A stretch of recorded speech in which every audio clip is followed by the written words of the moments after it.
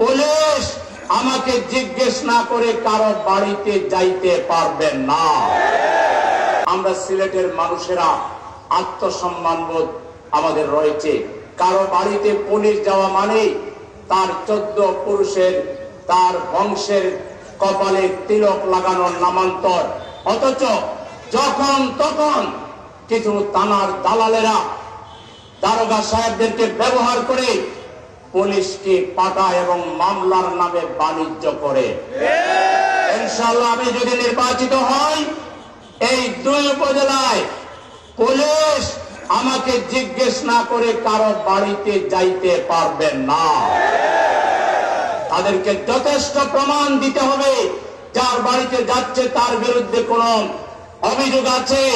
এই প্রমাণ না দেখিয়ে কোন দারোগা সাহেব কারো বাড়িতে যাবে না। আমি ফাইনাল কথা বলে দিলাম।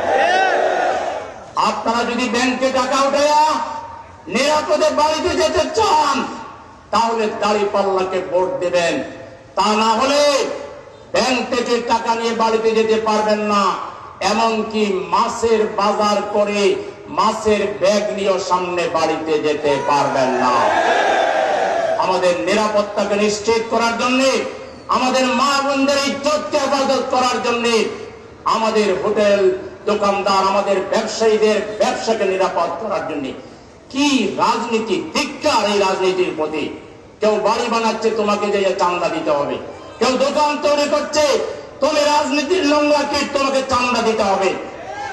কেউ একটা রাস্তা দিয়ে হেঁটে যাচ্ছে, কিংবা কেউ একটা পেট্রোল পাম্প দিছে, তুমি তেল কিনে পয়সা না দিয়ে চলে যাবা, বললে তার গাড়ি তুমি তাকে মারবা।